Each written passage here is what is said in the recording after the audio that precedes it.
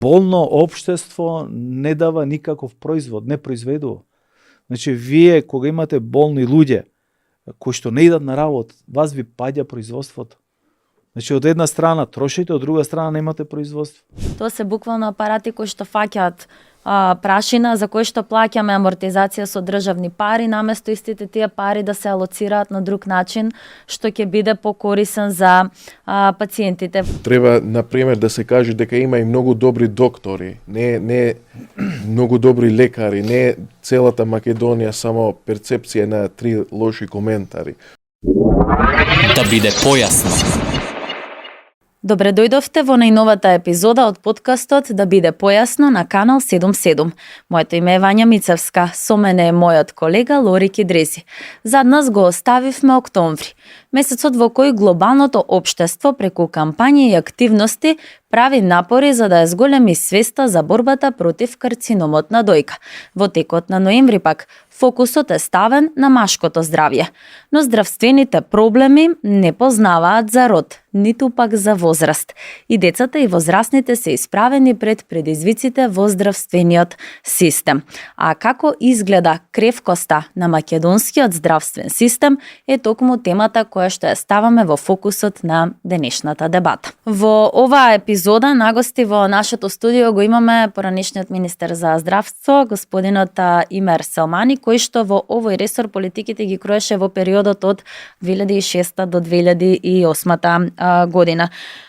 Господине Селмани, помината е повеќе од една деценија, како веќе не сте вие во овој ресор, но ете да ве навратиме назад, каква состојба тогаш затекнавте, кога дојдовте на министерската функција? Значи, прво поздрав до сите гледачи и слушатели на емисијава. Се надевам дека во периодов што следи ќе успееме да не само констатираме слабости или позитивни моменти, туку и да дадеме одредена диагноза, односно излез од тоа како може да имаме подобар здравствен систем и подобри здравствени услуги во однос на очекувањата и потребата на пациентите. Ако се вратиме скоро декада и пол наназад, значи 2006-2008 година, 2006 година затекнав еден систем кој што имаше една ниска доверба во здравството. За жал, нешто слично и сега има. Значи, очекувањата на пациентите се големи, меѓутоа услугите што ги добиваат несоодветни се на потребите и на очекувањата. Тогаш очекувањата беа значи редовни, меѓутоа само да потсетам на одредени детали, се уште не беше спроведен процесот на приватизација на примарната здравствена заштита, односно 2006-2007 година кога бев министер, успеавме да ги приватизираме државните здравствени институции на примарно ниво, за да имаме после тоа добри, квалитетни услуги кај матичните лекари. И проблемот денеска не се поставува веќе од тогаш какви услуги или дали се добри услугите кај матичниот лекар, затоа што сите знаеме дека матичните лекари и тие што основеа од нула приватни здравствени установи и тие што ги приватизиравме тогаш во склоп на здравствените домови и така натаму, дават соодветни услуги, се блиски до пациентите, ги пружат основните потреби кои што им требат на граѓаните. Тоа е една работа која што се успеа во периодот и мислам дека убаво функционира и понатаму. Друг момент кој што го затекнав како министер и кој што успеавме да го решиме е фармацеутската дејност. Значи, едноставно немаше дури закон соодветен за лековите и помагалата. Имаше неколку аптеки државни, кои што има само 5 дена. Градски аптеки се сеќавам беа во Скопје. Претпоставам дека државните има некој друго име во другите градови. Меѓутоа нема ни првите 2-3 дена лекови, после тоа значи едноставно пациентите беа на да не кажам милост и немилост на она што е едноставна трговија со лековите, затоа што немаше ни унифицирани цени, немаше значи плафон на цените ставено, значи единствена цена на лековите. Реформата што како министер успеавме да ја направиме со тогашниот директор на Агенцијата за лекови, вашиот сограѓанин господин Захариев, мој драг пријател, Илчо, беше да се приватизират значи градските аптеки, значи сите аптеки и државни и приватни основани да имат договор со фондот, за да може таа услуга од некои на државно ниво 100 аптеки кои што дава на рецепт лекови, да стигне бројката за 3-4 години до 500-600 аптеки на ниво на држава.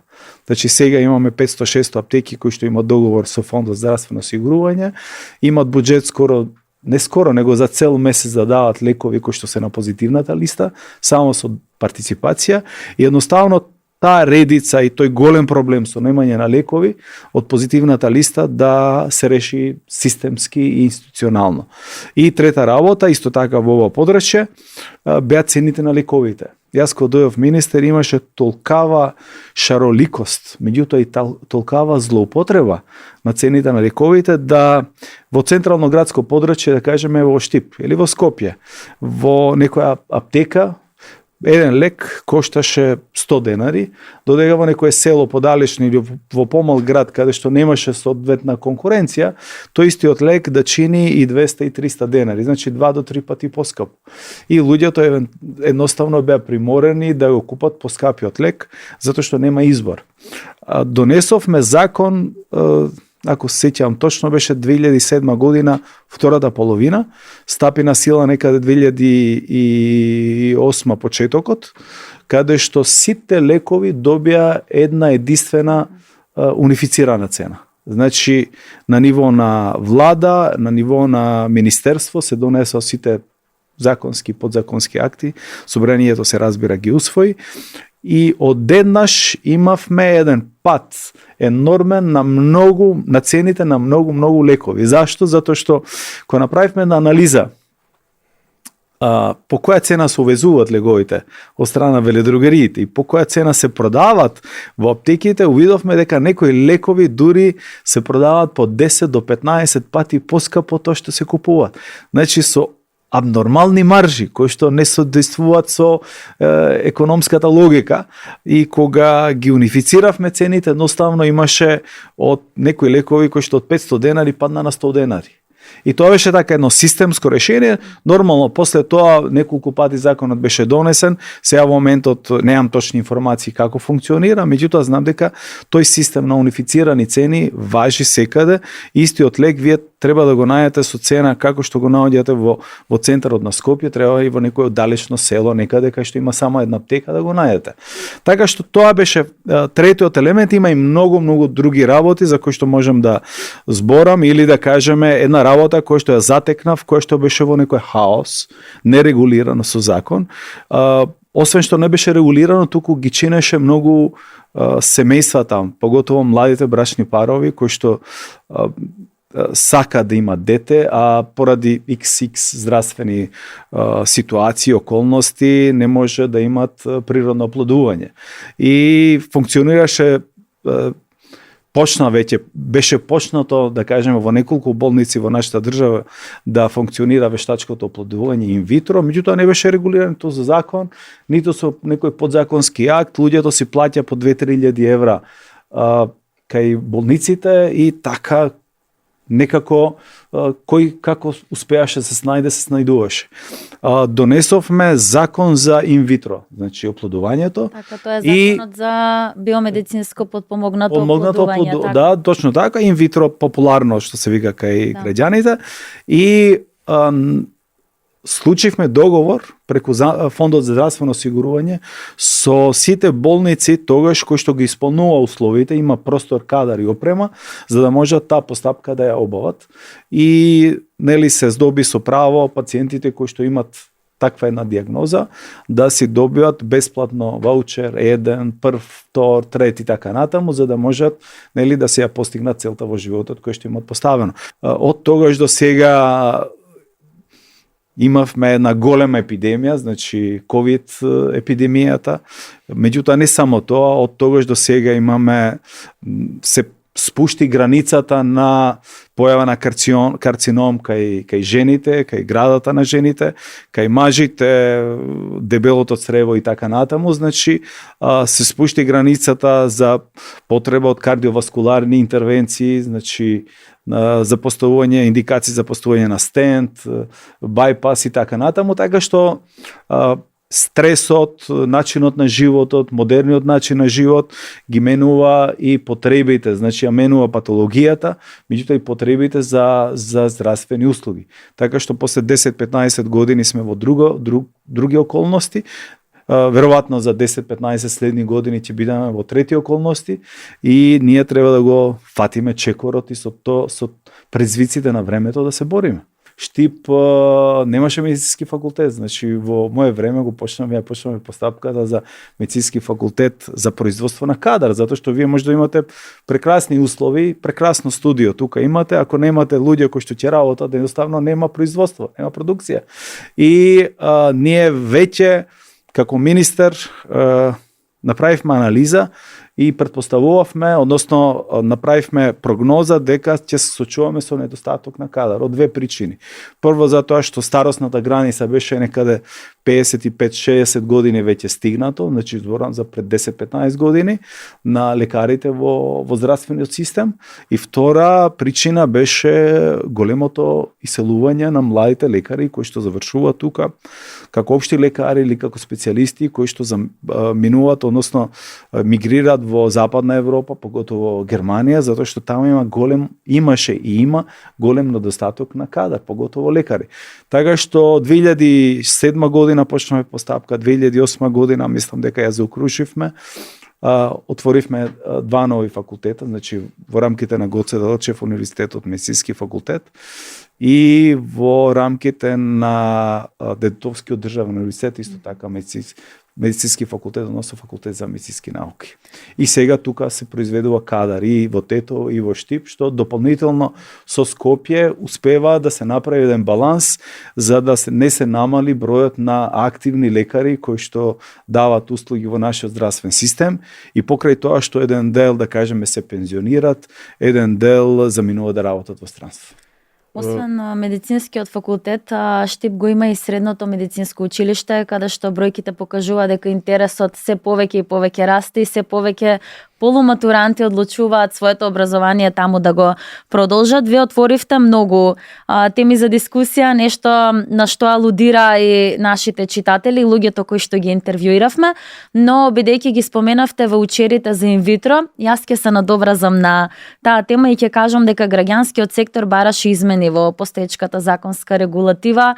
Дел од тие барања ги адресираат директно од самата говорница во собранието до пратениците, бидејќи се јавува проблеми со недостигне реагенси, со термини кои што треба да се направат, нели, како во рамките на генетски испитувања за да се дојде до тој ваучер. Па тука сакам да ве прашам како за време на вашиот мандат се закажуваат термините, како пациентите доаѓаат до термини за преглед, бидејќи со самата модернизација на општеството, дигитализацијата навлезе во здравството, повеќе пати се промени патеката на закажување, но тоа се чини како да не го олесни пристапот. Како течеше таа процедура кога вие бевте на чело на овој ресор? Значи, не секогаш промените, иако по правило би требало, секоја промена што ќе се случи треба да биде во насока на олеснување на постапките и олеснување на пристапот до услугите. Меѓутоа, кај нас некако некојаш тоа е така, меѓутоа некојаш промените или измените на законите како да ги отежнуваат постапките и процесите и достапноста. Јас само можам да кажам дека на почетокот, можам да кажам значи за првата и за втората година, дека едноставно постапката беше многу едноставна, само требаше доволно да од соодветно стручно лице, значи лекар специјалист да се установи дека има потреба соодветниот пар да добие таков третман и тогаш се идеше со принцип на ваучер. Самиот пациент бираше дали ќе отиде во А болницата, Б болницата, да не ги спомниме имињата заради, не знам, реклама, или С, или Д и така натаму и течеше постапката многу едноставно. Од тогаш до сега сигурно дека има промени. Не би можел да ги коментирам, пошто еве не сум во тек со последните промени.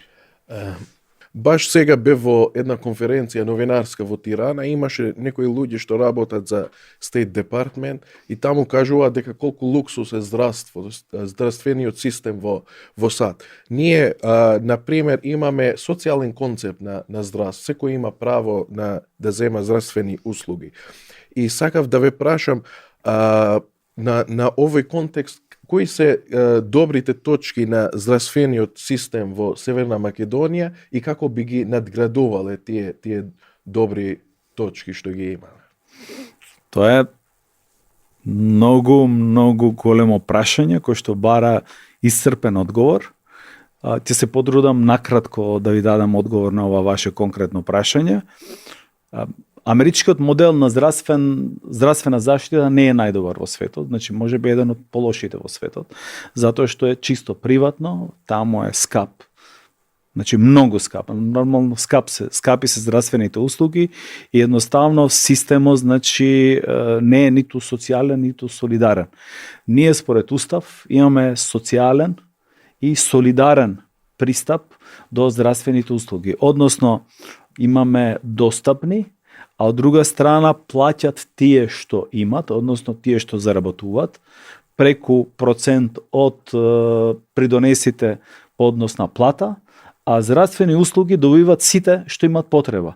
Значи во семејството може да се случи да е еден вработен, сопругот или сопругата, а да и сопругот или сопругата што не е вработен добие здравствени услуги, децата да добиваат здравствени услуги, значи таткото, мајката и така натаму кои што се пензионери да добиваат здравствени услуги, па дури и тие што не се вработени воопшто, што не придонесуваат во системот со никакви пари и тие да добиваат здравствени услуги. Значи ние имаме солидарен и социјален.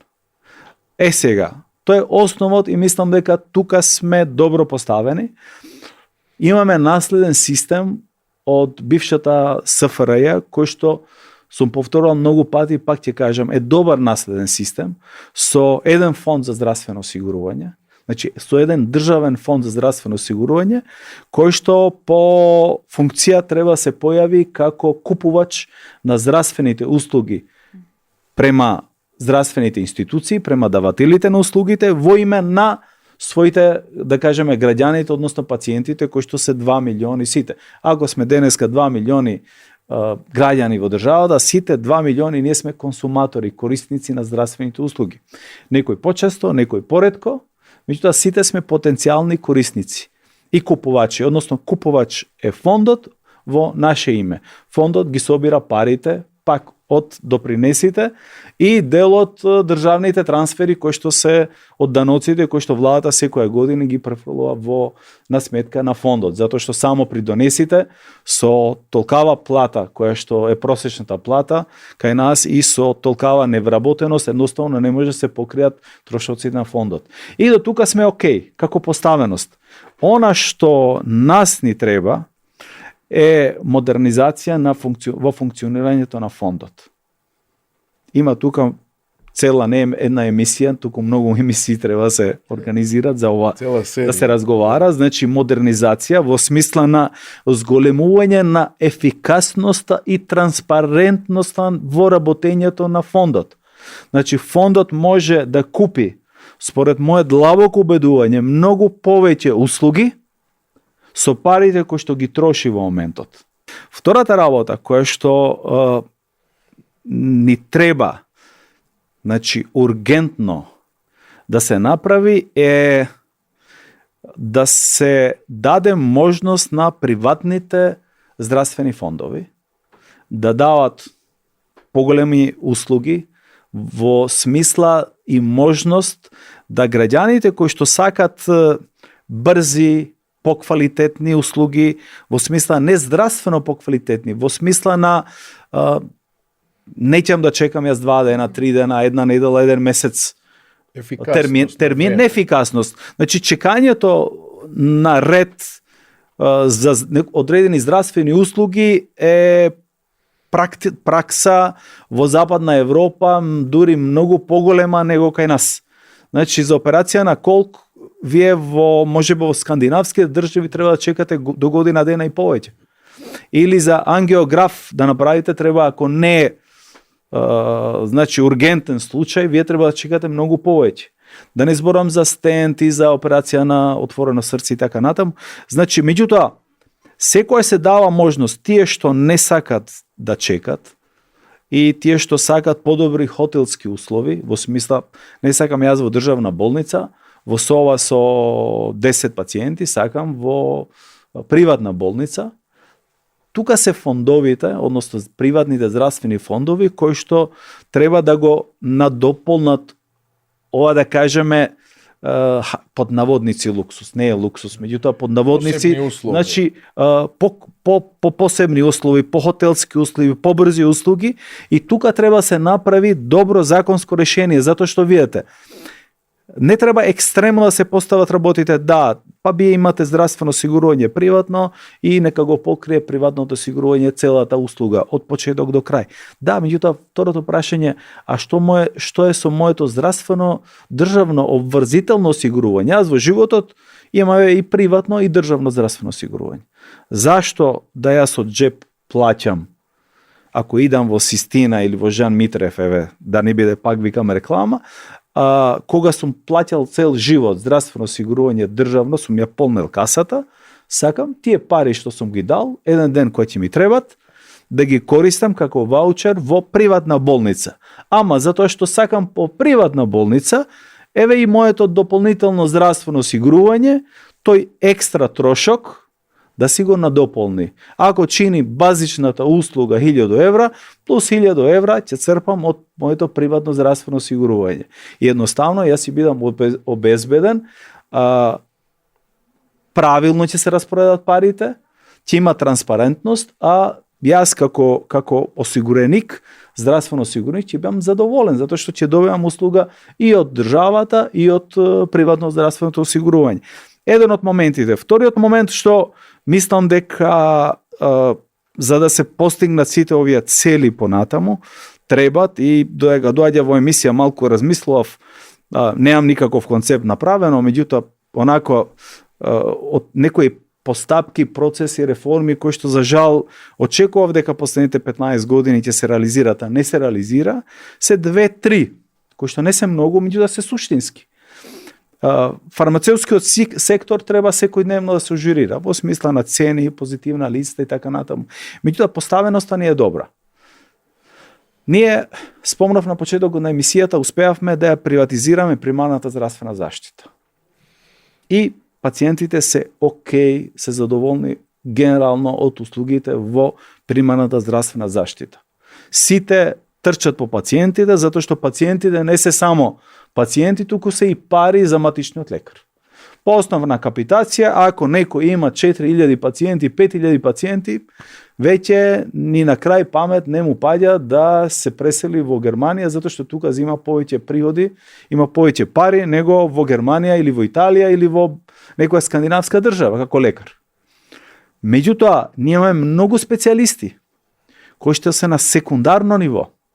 Значи, не работат во болница, работат по здравствените домови, зимат недобри плати. И мислам дека требаше да се продолжи, така беше и визијата моја како тогаш министер за здравство, дека после приватизација на примарната здравствена заштита треба да продолжиме со приватизација на секундарната здравствена заштита, каде што ќе ги задржиме пак лекарите, ќе добијат соодветен надоместок финансиски, ако матичниот лекар денеска заработува 1500-2000 евра, тој што работи на секундарно ниво, најмалку треба исто така да заработува и он, можеби повеќе. Меѓутоа и да ги искористиме капацитетите, за да не направиме тесно грло сега како што правиме сите во Скопје во клиничкиот центар, односно во универзитетските клинички болници. Ако ние го реформираме го приватизираме едноставно секундарната здравствена заштита во Битола, Штип, Прилеп и секаде, ќе ги искористиме капацитетите во смисла, само да подсетам, колку емисии веројатно новинарите, истражувачките новинари тоа го имат констатирано, има опрема која што стои по здравствените домови неискористено. Колку ефикасноста и во користењето на таа опрема која што се користи. Значи имаме низок процент на искористеност, имаме опрема која што стои во подрумите. А све заради тоа што секундарната здравствена заштита не беше приватизирана. Вие, ако имате како пациент утре потреба од лекар, идете кај матичниот лекар. Матичниот лекар да ве препрати кај специјалистот. И ако специјалистот не е на државна плата, без разлика колку работи или не работи, он да си зема плата, ако работи по основ на услуги што ќе ги даде, он нема да се бори само во работното време, колку што му е, па дури да фати некоја кривина во текот на работното време, он ќе се бори за максимум на услуги кои што треба да ги даде, затоа што секоја услуга нема ќе му донесе пари и приход. Едноставно, ние ќе имаме многу поефикасен систем. И нема пациентите во немај каде, место да ги добијат тие услуги, пак викам, во Штип, во Прилеп или во Битола или во Тетово, да си го фатат патот за Скопје и во Скопје са бајле вие да немате прво кај да се паркирате, а второ да треба да чекате ред, не знам колку и колку, и покрај тоа што преку мој термин вие сте закажале, пак да не може да ги земете здравствените услуги. Зашто едноставно Скопје не може да ги абсорбира сите 2 милиони пациенти. Значи, мислам дека тука треба новата влада, премиерот, владата, министерот, треба да се фокусира на ова промена, значи на ова реформа, значи приватизација според мене на секундарната здравствена заштита и регионализација на болничкиот систем, на болничките услуги. Значи ние сега имаме универзитетски клинички болници, имаме градски болници кои што се пак Штип, Битола и така натаму, меѓутоа ниту соодветно просторно и опремено од кадровски, од просторен аспект и од, да кажеме, од соодветна апаратура. И пак од тука, најголем дел се пренасочува, за жал, во Скопје и во Скопје пак несоодветни услуги, затоа што има многу голема гужва кај пациентите. Значи, треба регионализација, треба се инвестира, треба се модернизират регионалните центри, значи, како клиничката болница тука во Штип, клиничката болница во Тетово, болниците во клиничката болница во Битола, па во Охрид, Куманово, значи по големите градови. Да се мотивират лекарите, да се набави соодветна опрема и соодветен добар простор. А проекти кои што се започнати пред многу години, како што е изградбата новиот клинички центар, зградата, новиот клинички центар тука во Штип, пред 10 години треба потхитно да се заврши. Затоа што едноставно вие не можете да дадете добри услуги ако немате соодветен простор. Ако немате соодветен простор и најдобрите лекари ќе ви избегат. Затоа што секој треба да си има и посакува да има соодветно достоен простор во тие 8, 9, 10 часови или 12 или 24 часа кои ќе дежура.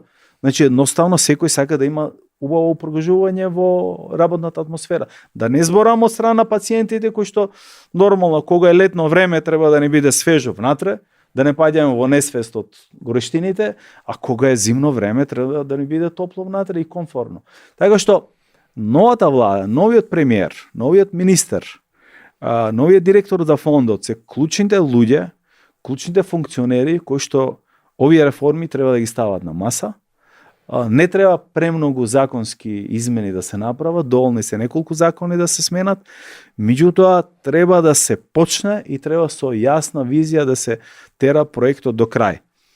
Ова влада има мандат од 4 години и ако сега се почне со овие сите проекти измени, јас мислам дека за овие 4 години може да се направи голем пресврт во смисла на позитивен бенефит на крајот да се има кај граѓаните. Јас сум имал неколку средби и со премиерот и со министерот за здравство, сум го кажал моето мислење и она што мислам дека може да се направи и треба да се направи. Имаме за среќа голем интерес кај младите се уште да студират медицина.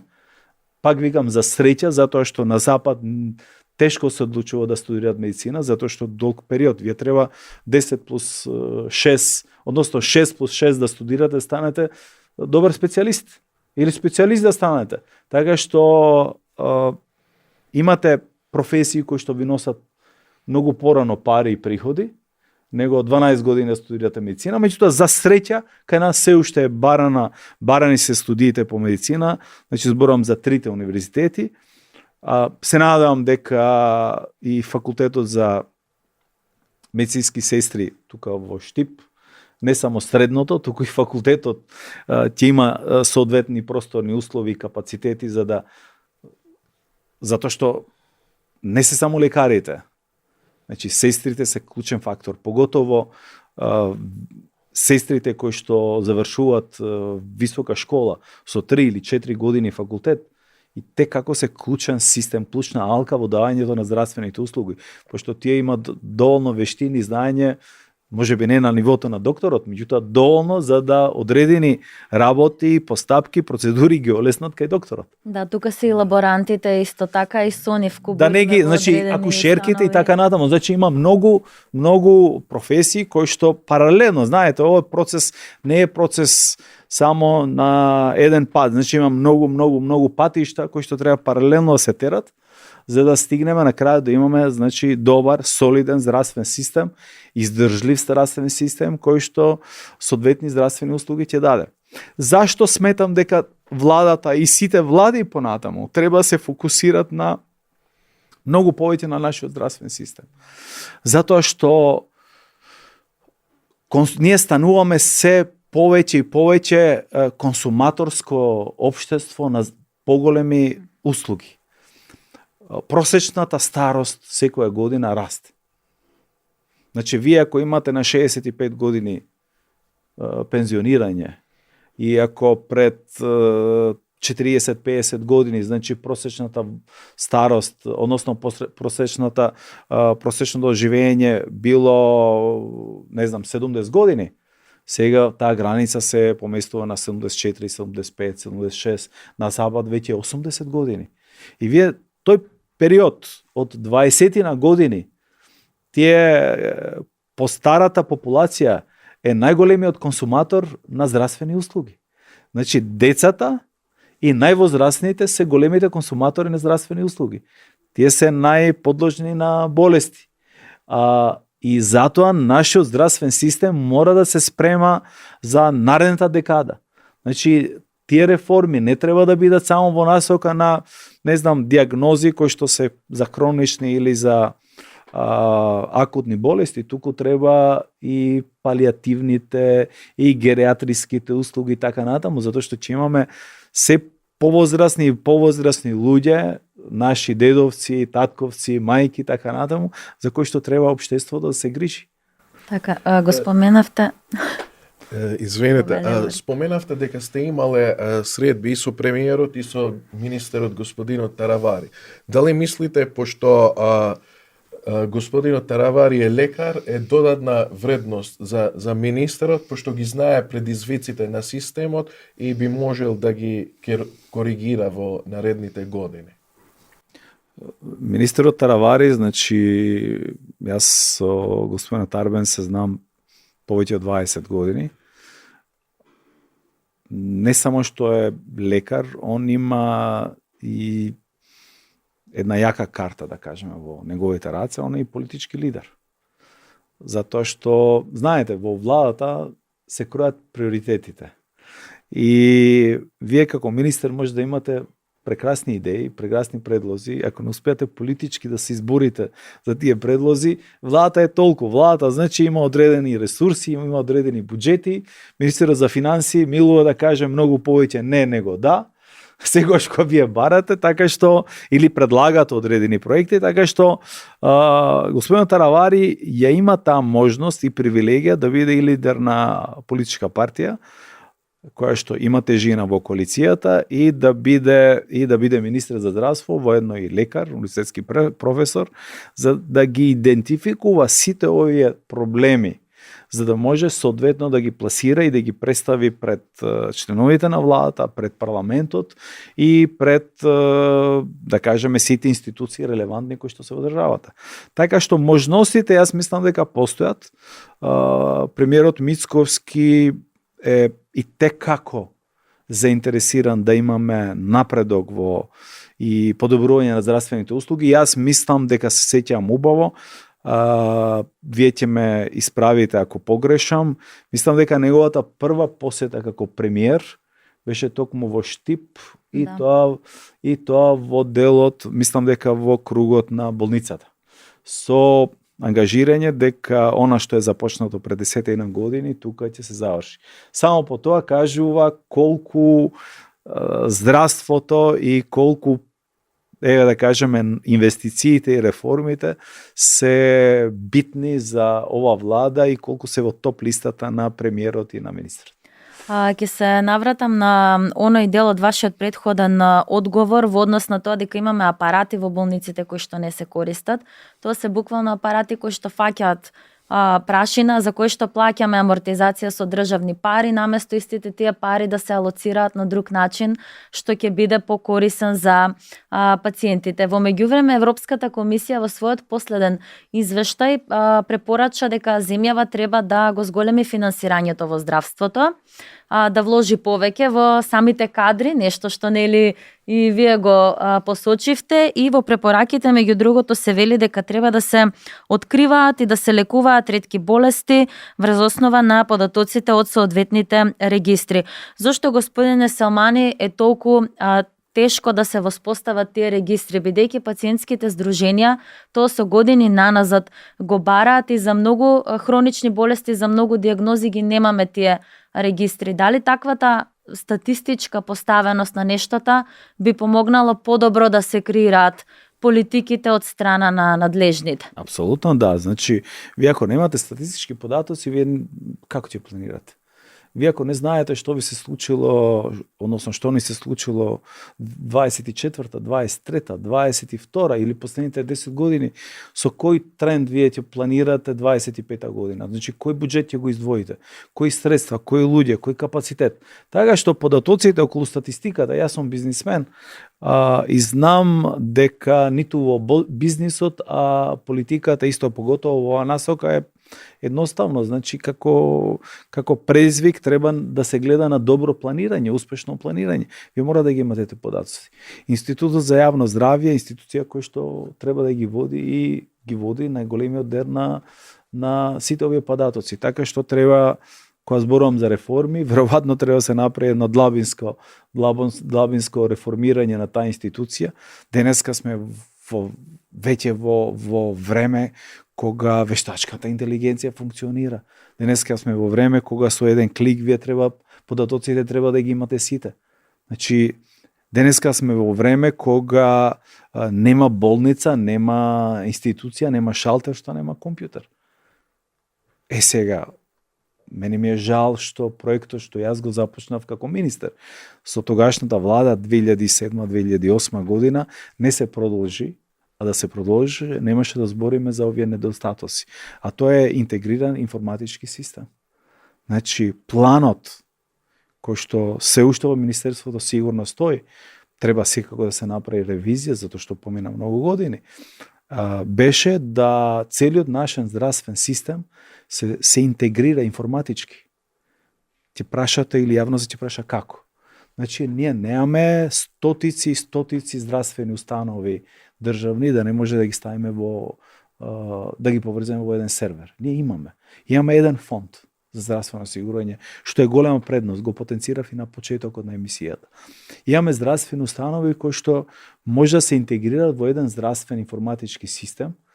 Ако можеше пред 15 години, сега може многу полесно.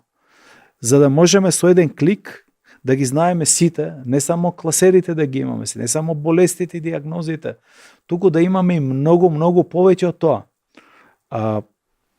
Електронската здравствена картичка, која што се воведе после моето заминување беше еден резултат, хајде да кажеме, на еден нус производ кој што едноставно отиде во пензија пред време заради тоа што не беше добро концепиран и спроведен. Во суштина, секој од нас, секој граѓанин, треба да има здравствено досие. Ние порано имавме зелени овие здравствени картички.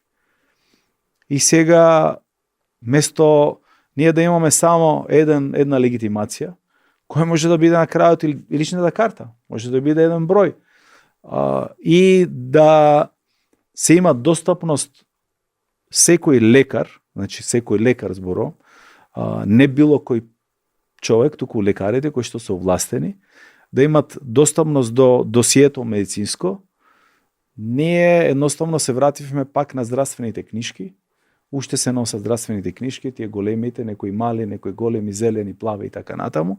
Значи не еволуиравме со времето.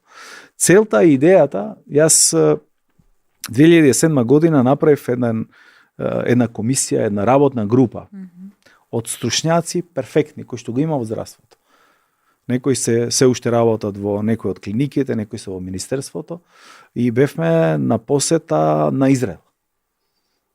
Значи наменска посета кај израелскиот министер за здравство и посета на фондовите, посета на болниците, се со цел, пошто Израел пред 15 години беше го имаше најдобриот модел на информатичко, ајде да кажеме, информатичко интегрирање на здравствените установи и како болници, здравствени домови, специјалисти, и како фонд, и како пациенти.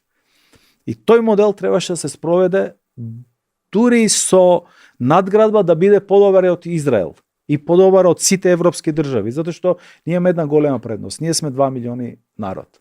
Значи мал народ, малку како број, за да можеме сите да ги интегрираме.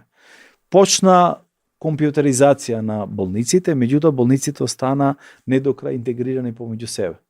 Значи, еден од процесите кои што треба се заврши е интегрирањето, за да може еден сервер да биде во министерството, друг сервер резервен да биде било каде во некој бункер од хавари, заштитен и така натаму, за да може секој пациент од породување до крајот на животот да има да не може сам да ги види податоците. Меѓутоа, во комбинација со два клуча, клучот на пациентот, кој што може да биде легитимација, и клучот на лекарот, да може да се отвори досието, па да се видат кои вакцини јас од породување или моите деца ги земале.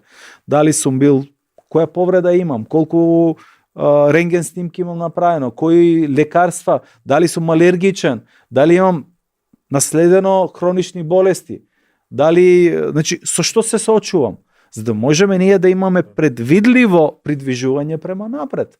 И тука веќе имаме вештачка интелигенција кој ќе имаме сите овие податоци, може да не го каже патот што не очекува за наредните 5, 10, 15 години.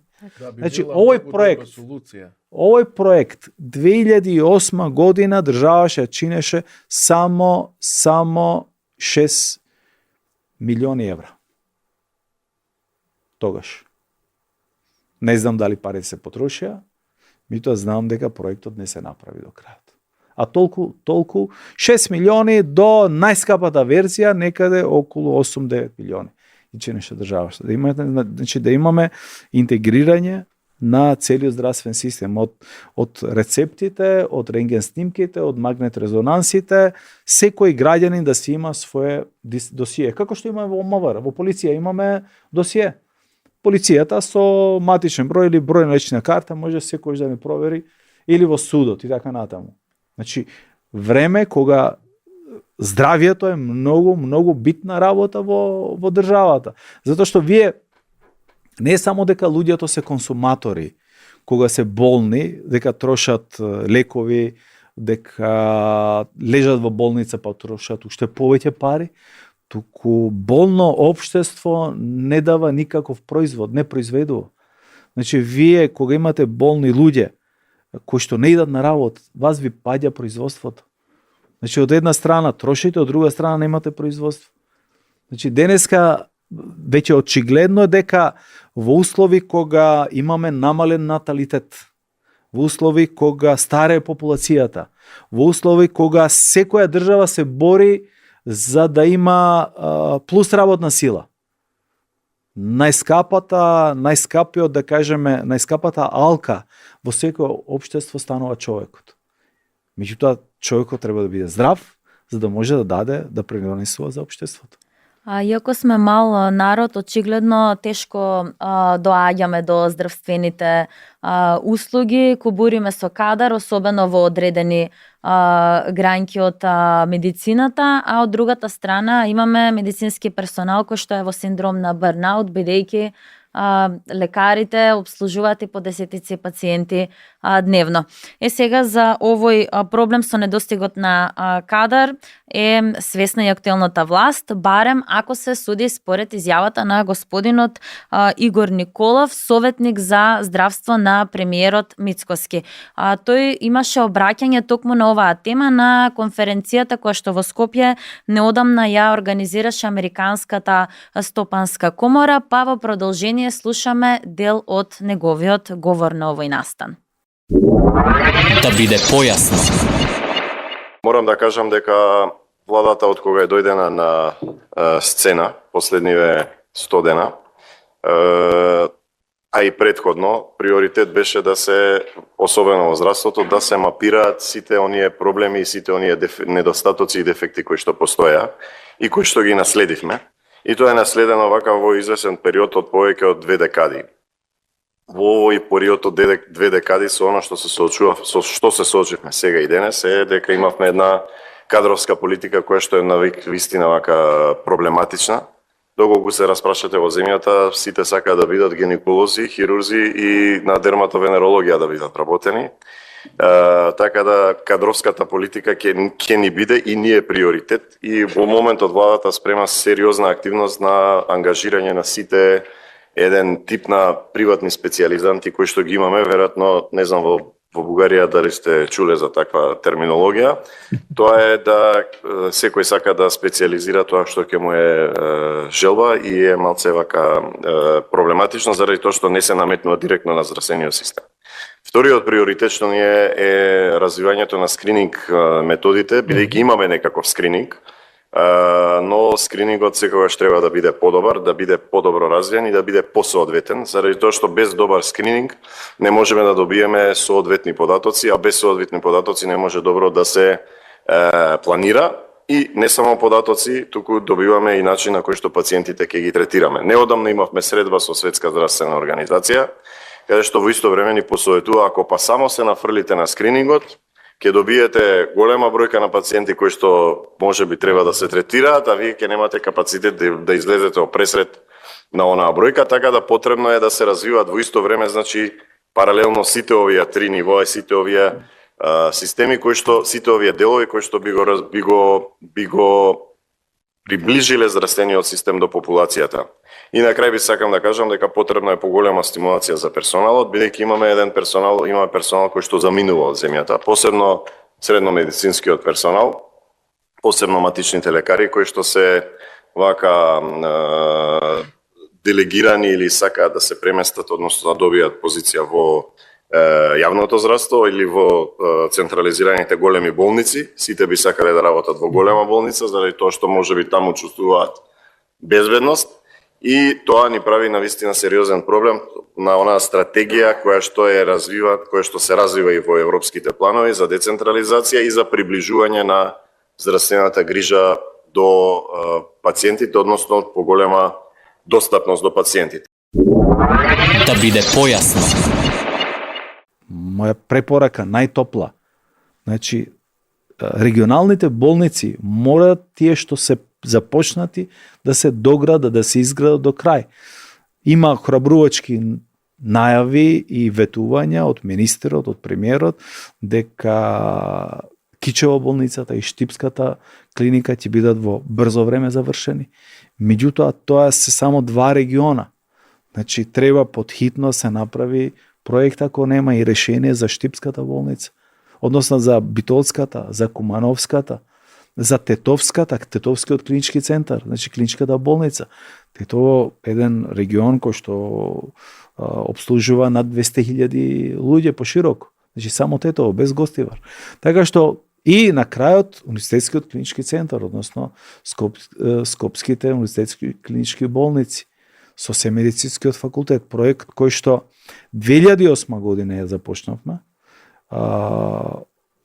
како feasibility, за да може да се најде соодветно место и соодветно модерно организирање на клиничките болници надвор од централното градско подрачје. Па нели после тоа излезе првиот предлог беше Бардовци, вториот предлог беше Ѓорче Петров покрај за обиколницата, меѓутоа помина многу години и нема никаков напредок. И едноставно наутро и вработените кои идат не можат каде се паркират, а камоли пациентите. Значи имаме шетање на пациентите. Тој концепт е започнат уште 46-та, 7-та, 8-та година, кога прв пат е формиран, односно основан медицинскиот факултет и тогашната клиничка болница. Значи од тогаш до сега има поминато декади. Поминато, надминато е времето. Пациентите не сме да се носат веќе со количка од една клиника во друга. На топло време, на ладно време, па со инфузија, па со лекарства, па со вак. Значи едноставно ние треба да имаме едно место. Може со повеќе спратови, меѓутоа затворен треба да биде системот за да може да се згрижат пациентите. И тука треба државата да даде приоритет. Ние значи ги трошиме буџет. Буџетот од 2007 година или 2008 година до сега претпоставам дека некаде 3 пати е зголемен. Ако тогаш беше околу 2 милиарди, сега мислам дека околу 6 милиарди веќе. Значи државниот буџет. Значи треба соодветно да се планират парите, соодветно да се потрошат парите. Да, нас ни требаат и патишта, и водоводи, и канализација. Меѓутоа здравието на граѓанинот е многу битна работа. Ако ние немаме здрав народ, ако ние немаме здрави работници, едноставно ќе затаеме во земјоделството, нема кој да ни произведува храна за јадење. Ќе затаеме во фабриките, ќе затаеме во здравствените услуги, во јавните услуги, нема кој да ги чисти улиците, нема кој да ни учи децата. Така што според мене здравствените услуги се врв од сите врвни приоритети во едно општество. Јас сакав да ве прашам, пошто спомнавте дека и универзално луѓето имаат проблемо со здравството, многу индекси се изменети, например, со проблемот на срце и се друго. Дали мислите дека може да се креира нова парадигма и децата сега дали имаат потреба нешто во предметот каде учат спорт, освен култура на физичка култура, да имат нешто додатно, например, да се едуцират и на здравствен живот, да знаат што да јадат, како да го менаџират стресот, физичкиот стрес, како да се снаоѓат на овој премногу динамичен живот, што е многу сместен од конвенционалниот живот, што беше пред, например, 2-3 децении во Балканот, каде луѓе повеќе работеа физички работи, а сега истата храна, но сите работат во канцеларија, повеќето. За жал, тука имаме општествен проблем. Тоа е веќе епидемија на светско ниво, не е само кај нас. Тоа е дека поготово младите и децата се врзани со нивните телефони. И ако пред 20 години, пред 15 години сите ние многу повеќе игравме фудбал или кошарка во слободно време, во малото или во селото или не знам во некое училиште, или ако дечињата игра пред зграда МСС на ластик и ние се качувавме и кај што треба и не треба по дрвјата. Сега може би една од педагозите треба да го смислат, меѓутоа една од предметите како ние да се воздржуваме од лошите навики. А лоша навика е да користиш мобилен телефон, да гледаш TikTok, не знам, и останати апликации повеќе од тоа што ни треба реално, односно не ни треба воопште. И да станат луѓето, односно поготово децата со навики да гледат на телефон, да си јадат нездрава храна, чипс, смоки, не знам и така натаму, или сладки работи. Се знае прогнозата на таков живот дека на 20-30 годишна возраст кои болести ќе ги има таа личност со таков стил на живење. Значи тука треба многу, значи од најраната возраст. Меѓутоа пред се родителите треба се едуцират, значи тоа не е работа само на институциите, таа е и родителска навика, затоа што едноставно вие во училиште можете колку и да сакате да ги децата едуцирате, ако дома има друга приказна, друг амбиент, ако возрастните не поминуваат време со децата, па да разговарат и туку ги оставаат уште. Значи, ние имаме друг еден феномен, значи кој што последица на сето ова. Колку деца имаме со аутизам веќе. Ако пред 20 години тие биле примероци на прсти да се бројат.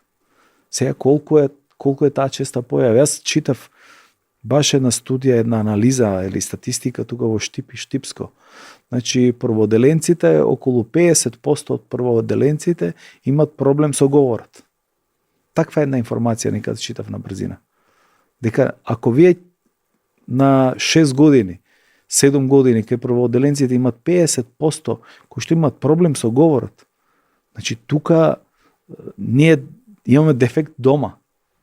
Значи едноставно тие деца веќе многу слабо или никако не комуницираат со својот дедо, баба, не комуницираат со родителите, туку се останати на социјалните мрежи кои што зборуваат секакви јазици, корејски, кинески, англиски и така натаму и така натаму, ама не на мајчин јазик.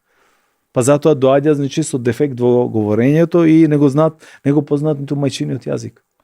Ние имавме и новинарска анализа посветена конкретно на физичкото здравје на децата и сумирајќи ги впечатоците односно податоците од Институтот за јавно здравје, дојдовме до заклучок и информација дека во подем се искривувањата на РБТ-от кај децата, што е само последица нели од прекумерната употреба на телефоните, така што тоа е еден друг здравствен проблем што може би треба дополнително да биде предмет на дискусија. Сакам да ве прашам, господине Салмани, да ве вратам повторно назад кога бевте министер, дали практикувавте да остварувате средби со пациентските организации? Да. Колку ги слушавте нивните впечатоци за тоа да го инкорпорирате можеби во реформите, во промените што сте ги иницирале? Па јас се гордеам со тој факт дека пациентските организации, невладините здруженија кои што се регистрирани, кои што вршат една многу голема, многу добра работа во нашето општество, ми беа партнери. Во смисла дали се работи за здруженија кои што се бори против карциномот кај дојката или бубрежно болните или диабетес здружението или не знам трето, четврто, пето здружение. Значи едноставно ми беа партнери и за мене како министер кој што се очекува да ги креирате политиките, ми беа и како од помош, за да можам да ги балансирам не само потребите и очекувањето, кои можностите, пошто сите тие луѓе кои што ги представуваат тие здруженија, тие се и многу добро едуцирани. Може би не на ниво на лекарите, меѓутоа толку читат и толку се добро организирани што ти дава драгоцени информации за да можеш да ги ставиш на маса после тоа со соодветните професори, специјалисти и за да бараш решение за одредени работи. Така што топло препорачувам исто така, значи на секој политичар, на секој министер да редовни контакти има со здруженијата, затоа што многу работи кои што никош нема да му ги кажат ниту советниците негови, ниту директорите на клиниките, ниту директорите на болниците, ниту пратениците, ќе ги слушне и ќе ги добие како драгоцена информација токму од тие здруженија. Уште едно прашање врз новите контексти. сега после времето на COVID-19 има некои западни места што најмногу имат вакви услуги преку телефон за здравство. Вие како бивш поранешен министер, какво мислење имат? Дали може, например, некои базични услуги за многу лесни болести да се земат или преку телефон или тоа? Не.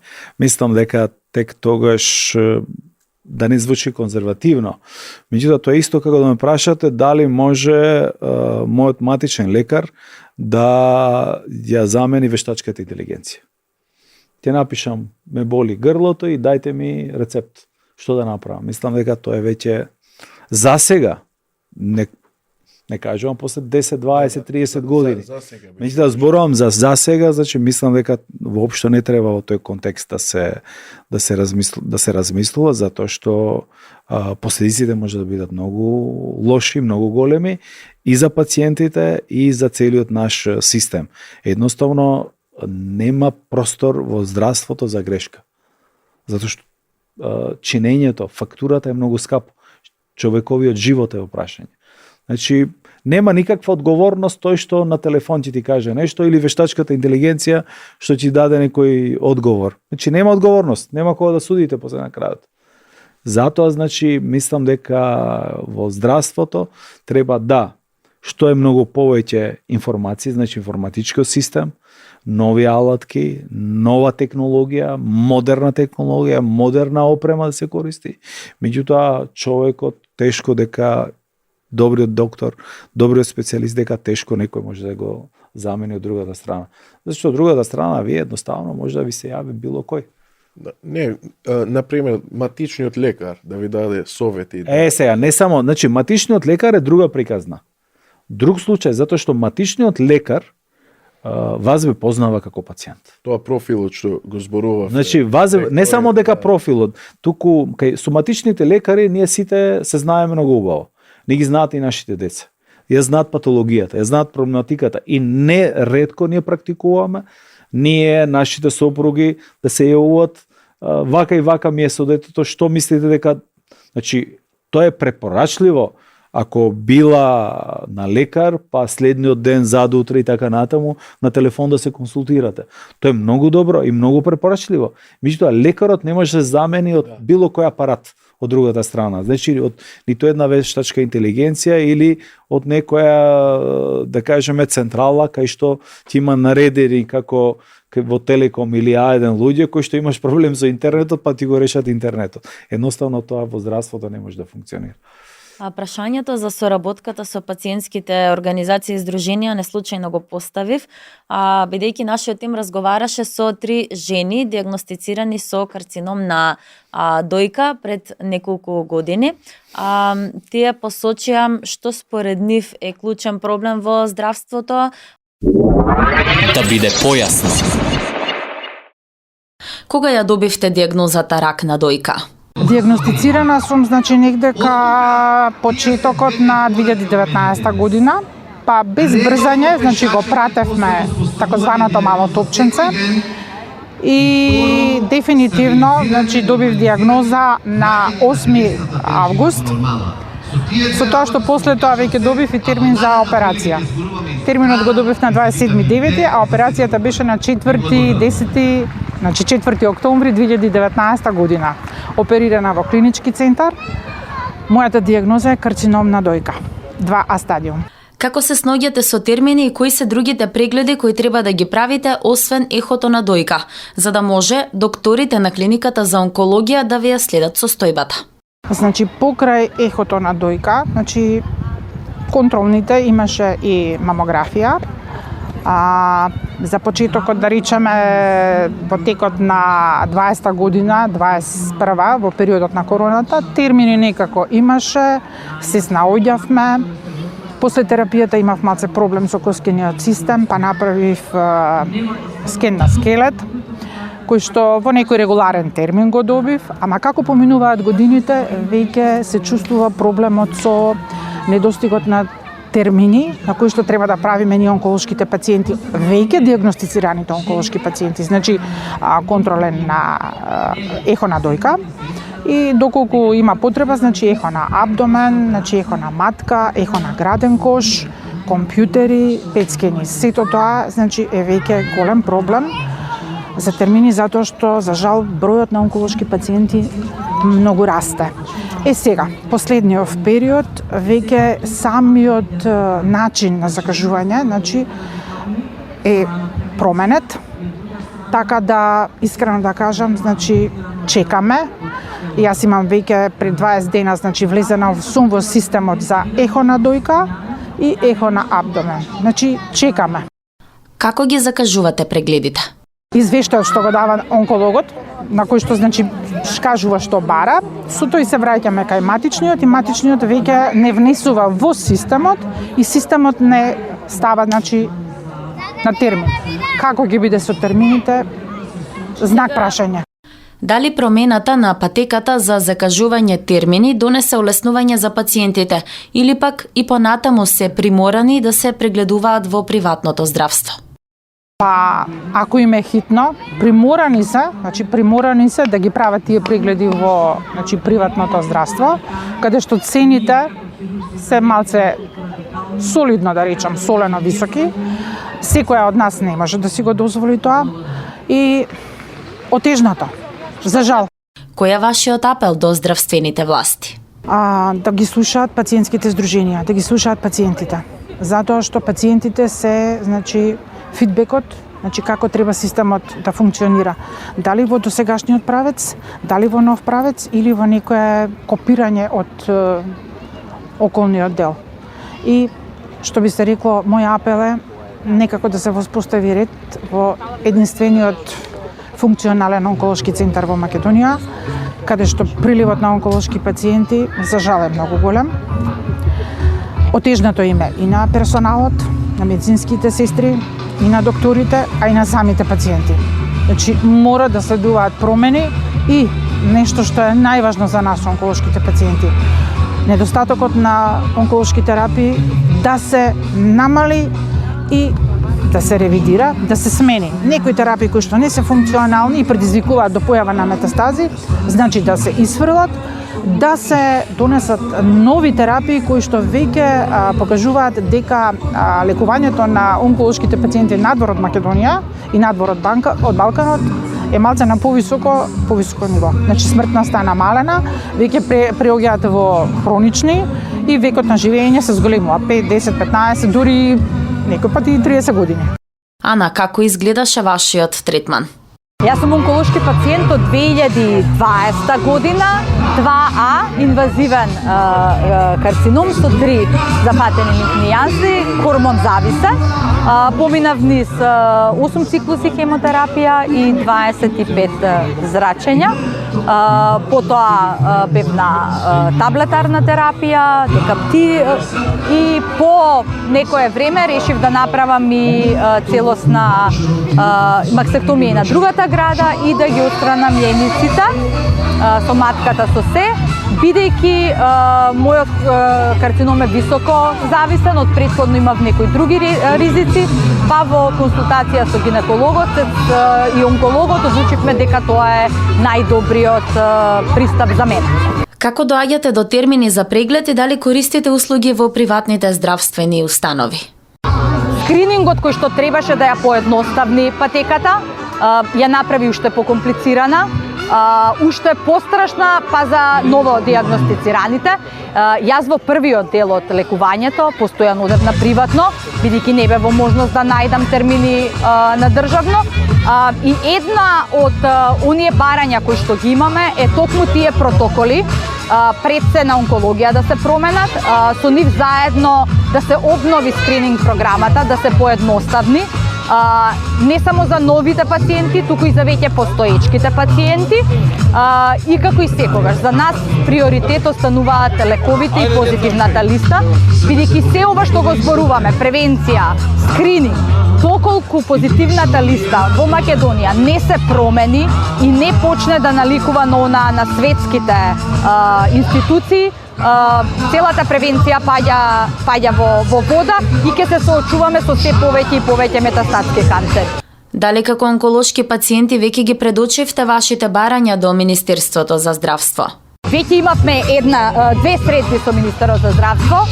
Доставивме листа со првични барања, да ги речеме, бидејќи имаме доста е голема, како што знаат сите онколошки пациенти, а потоа планираме уште една средба со директорот на Фондот за здравство, на кој веќе му беше врачена листа со терапијата, заедно со доктори ја направивме таа листа на терапија, 30 на лекови, кој што ни беше ветено дека вредно ја чува, ја носи секдека со себе и дека во 2025 година ќе биде разгледана и веќе применета.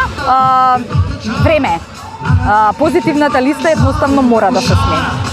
Кои се вашите предлози за намалување на хаосот на клиниката за онкологија? Вака, јас пред некое време кажав една реченица која што вели: доколку сакаме да ја мобилизираме внатрешноста, првиот чектор е ресоциализација на докторите кои што се можеби заспани во внатрешноста, па дури потоа дисперзија.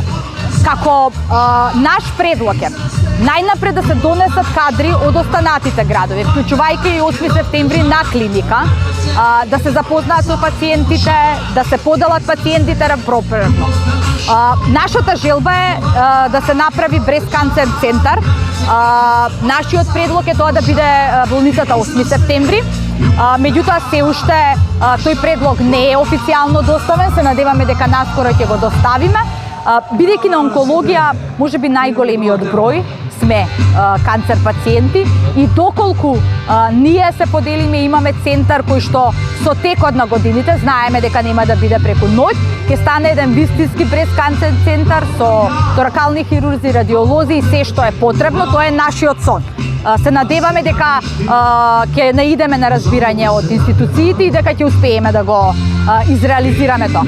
Во меѓувреме, доволно ќе биде доколку се повлечат дел од докторите од внатрешноста, од 8 септември ќе се воведат втора смена за прегледи и она на кое што исто така работиме и веќе беше разговарано со Фондот за здравство и со онкологија е таблетарната терапија да има можност да се подига во аптеки. Значи тоа е тренд во Словенија, во светските земји. Нема потреба пациентките кои што се од внатрешноста за еден тамоксифен, латресан да доаѓаат на клиника за да ги ја подигнат таа терапија. Тоа е дел исто од нашите барања, веќе беше разговарано со директорот на онколошката клиника и со министерот за здравство, па се надеваме дека можеби ете тоа ќе биде еден од првите чекори, бидејќи тоа е и наједноставниот чекор да се олесни достапноста на терапијата. Од кога сте пациент на клиниката за онкологија? Пред точно 3,5 години сум оперирана и стапнато на онкологија и се уште сум таму. Така да, ќе видиме до кога ќе се дружиме. Колку е проблем тоа што пациентите не ги добиваат потребните услуги во болниците од внатрешноста? Страшни гужби се прават и ако сте упатени, нели, знаете и самите зашто се бориме ние како пепирутки и Сдруженијето Хема Онко. Според мене единствен проблем е тој гужвите, неорганизираност, од тие причини нормално не може доктор да се посвети максимално на толку пациенти, нели, кога сме во прашање. И затоа се бориме да дојдеме до нешто да се растерети таа гужва, пошто све повеќе и повеќе пациенти имаме за жал, поготово за ракот на дојка, женски пациенти. И ќе работиме на тоа да го издвоиме тој дел, ако можеме, се надевам дека ќе можеме и ќе успееме, заради тоа што ние сме борци. Да се издвои некако барем тој дел, да се растерети гужвата на онкологија и интензивно ќе работиме на тоа. Зошто некои пациенти велат дека земаат кредити за да се лечат? Дали дел од средствата ги користат за прегледи на приватно? Јас верувам дека во све. Од причини што немаме термини, значи ние сме принудени како пациентки да одиме да правиме приватно, еве лично јас. Значи редовните контроли што треба да ги правиме. Јас за себе можам да говорам дека сум на 3 месеци на сите тие контроли. И реално 50% ако искористам термин да најдам од тие контроли, тоа е стварно за поздрав. Се друго го правам приватно, што значи стварно се исцедуваме и финансиски и секако. За другите градови не би коментирала од причини што верувам дека тие многу повеќе даваат него ние што сме тука во Скопје, затоа што мораат превоз да плаќаат, мораат да чекаат цел ден. Во помалите градови ретко кој може да си дозволи да отиде приватно да се лечи или не знам да плаќа и терапии и се. Затоа одиме и со донации и со све. И би сакале многу тоа да го промениме. Како ги закажувате прегледите? Како што реков и предходно, значи дел може да фатам термин, нели за наредните прегледи, значи тука спаѓаат многу повеќе прегледи од тоа што не се само градите во прашање, значи правиме абдомен, правиме срце, правиме нели гинекологија и сите тие работи, крвни слики, тумор маркери, се што е потребно. И генерално да, нешто оди на онкологија, што ни е бесплатно, нели на нас онколошките пациенти, кога се работи за крвна слика и тумор маркери. Од ова се другово, што одиме приватно, што одиме јас, што одам приватно, што државно, за да го запазам терминот и да отидам со резултати кај мојот онколог. Да биде појасно. Ги слушнавме изјавите на пациентките кои што ги интервјуиравме, а во продолжение ви предочуваме дел од одговорите и искуствата на нашата публика. Односно ги споделуваме дел од одговорите на анкетата која што ја поставивме со помош на алатката за ангажирање на публиката. Во еден од одговорите на анкетата се вели дека треба многу нешто да се подобрат, нема лекови на позитивната листа, пациентите заглавуваат во дебели долгови. Друг од нашите читатели вели ова не е здравство, туку апашана. Нема термини, пристапот кон постарите пациенти е ужас, во стил стар си па не ти треба добра грижа. Пациентка од Велес вели да најдеш термин за преглед е како да добиеш седмица на лото. Велешката болница покриваше многу градови, а сега шетаме барајки доктори. Понатаму еден од одговорите на анкетата доаѓа од пациент од помалите градови во источниот дел на државата. Пациентот вели парите што ги плаќаат пациентите од истокот одат во Скопје, а немаат пари таму да бидат упатени. Туку прво одат во Штип или Кочани, каде што нема доволно лекари. Системот е лош, парите од фондот ги снемува, се вели во одговорите. Пациентите забележуваат и дека оние луѓе со сериозно хронични болести не може да го остварат правото на додаток за туѓа нега, забележуваат дека има хигиена нула, и никаков ред, бирократијата е голема и долго се чека за резултати. И тука сумирањето на одговорите од анкетата ќе го завршиме со искуството на пациентка која тврди дека е оперирана од карцином на тироидната жлезда. Вели извадени се сите паротиди, а не можам да си земам рокатрол. Може само со диагноза на цироза или невролошки проблем. А јас без нив можам да функционирам максимум 2 дена. Секој пијам 4 таблети калциум карбонат. Како да функционирам ако немам пари да ги купам на приватно, а едно пакување чини 666 денари. Месечно ми се потребни 4 пакувања, додава пациентката. Господине Салмани, очигледно предизвиците се бројни, ни треба се опфатна промена. Што е тоа што адхок барем би можело да се направи? Кои се тие мали чекори што може да ги преземеме, за да дојдеме до сеопфатна реформа? Ред. Редот, воведување на ред и дисциплина, мислам дека е нешто што може многу брзо да се направи.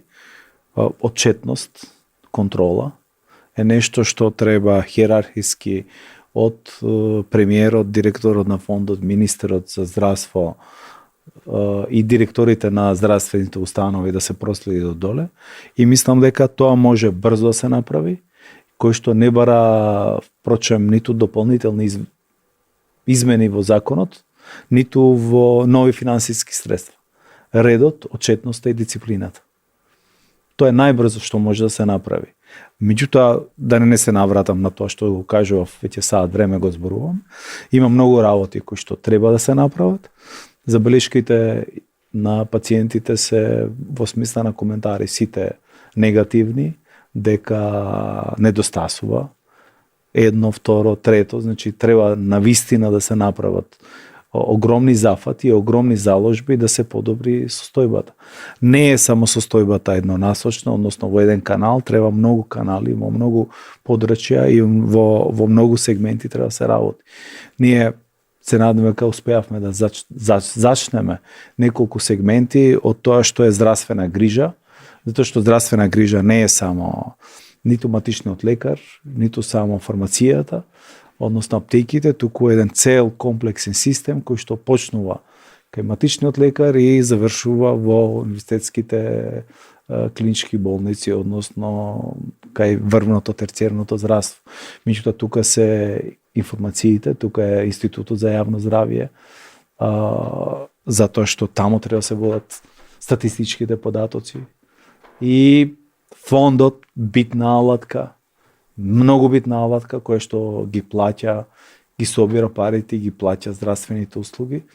Ние не ги спомнавме воопшто приватните здравствени установи кои што се исто така битен сегмент, меѓутоа некако се оставени како да се надвор од системот, значи оставени се сами да со пациентите си имат билатерални односи. Значи тука државата и како може да направи да биде посредник помеѓу давателот на услугата, приватната здравствена установа, приватната болница и купувачот на услугата, односно примателот на услугата, тука пациентот.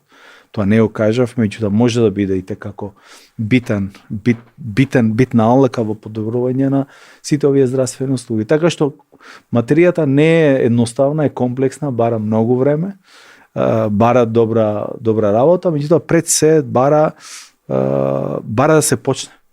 Значи, ако не започнете вие со реформите и со острадување на нерегуларностите, никош нема да стигне до крајот. Значи, бара да се тргне и решително да се бориме. Значи, не треба да се срамиме да каже дека има корупција во здравствениот систем, има. Во мое време, значи, 2, 3, 4 доктори, специјалисти, директори беа со корупција фатени, така што таа негативна појава треба да се збори и треба да се сведе во некој минимум, да не кажам, да не звучи идеалистички, треба да се корени. Да, во идеално општество не треба да постои. Не треба да постои. Во добро, идеално општество не треба да постои. Ама тука треба паралелно да се бориме сите. Така што има многу што да се збори, ама и треба да се делува. Треба, например, да се каже дека има и многу добри доктори, не многу добри лекари, не целата Македонија само перцепција на 3 лоши коментари, пошто треба да се мотивират и добрите случаи. Јас сум имал многу добри случаи и во Тетово, и во Скопје, и затоа баш сакам да кажам дека од моето искуство јас сум имал и добри случаи на многу добри и вредни лекари. Не само дека има добри случаеви, значи во човековата психологија добрите работи не се споменуваат, ниту се фалат. Затоа што граѓаните викат, тоа ми следува на мене. Јас сум платил цел живот здравствено осигурување и треба да добијам таа услуга. Зашто да фалам некого? Значи, луѓето се склони да критикуваат кога не ги добиваат очекуваните резултати. Инаку ние ако оставиме, значи, да ги броиме позитивните и негативните, сигурно дека има повеќе од позитивни него што има негативни. Меѓутоа во суштина ние треба да се стремиме што е најмногу можно да немаме негативни искуства и да немаме негативни незадоволни пациенти, туку сите или скоро сите да бидат позитивни. Да, Инаку, тоа е целта, да. Вие само во тек на 24 часа имате безброј позитивни случаеви каде што едноставно им се спасува на луѓето животот. Дали е тоа во Скопје, дали во периферија или во било кој град. Дали се работи за хитната медицинска помош што се пушта, што се прати, или кај не знам, било кои ургентни одели во разни болници, имате вие преку ден стотици, илјадници пациенти на кои што им се спасува животот. Колку им се олеснува маката, колку им се намалува болката, колку операции имате во тек на денот кои што се животно загрозувачки, кои што завршуваат на задоволство на пациентите. Им се, значи, болеста им се опоравуваат после тоа.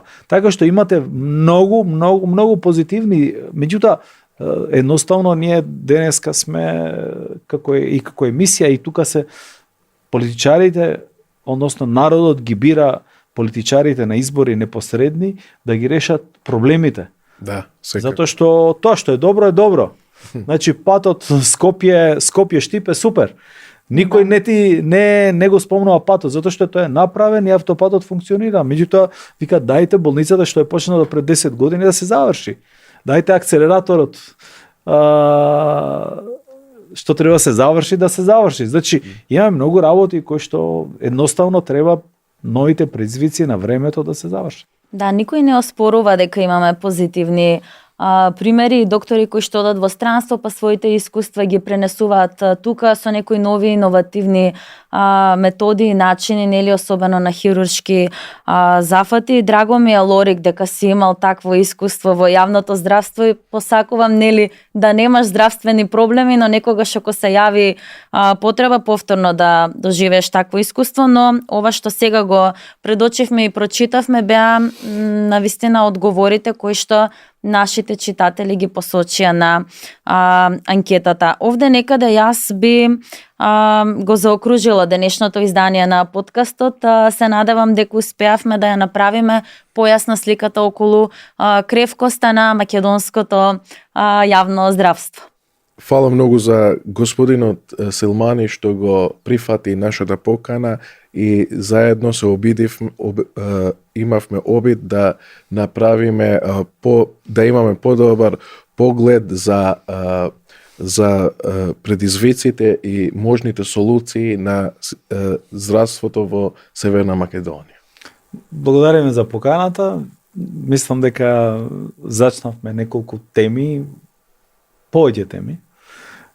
Се надевам дека како луѓе и вие како новинари, еве денеска и јас како бивш министер дадовме и одредени наши размислувања во јавноста, дека еден дел може да бидат утре и реалност, да се спроведат од сегашната влада, затоа што на крајот на денот проблемите ни се исти и ние без разлика кој статус имаме социјален, без разлика дали сме помлади или постари, повозрасни, сите сме потенцијални пациенти на нашиот здравствен систем и консуматори на услугите. Ви благодарам и јас уште еднаш за прифатената покана да ни дојдете на гости во студио. Само како за крај едно дополнување од заклучоците од анкетата и споделување на статистичките податоци. Ја прашавме нашата публика дали ги добива потребните здравствени услуги во својата општина и 51,5% од испитаниците одговориле дека само делумно ги добиваат здравствените услуги кои што им требаат. Понатаму 87,5%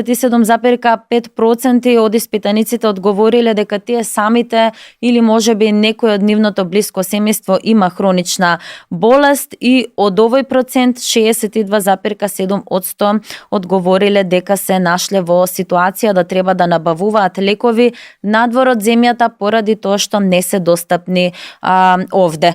Повеќе околу овие резултати од анкетата ќе може да прочитате и онлайн, а овде некаде јас ќе го заокружам денешното издание на подкастот да биде појасно. Да биде појасно.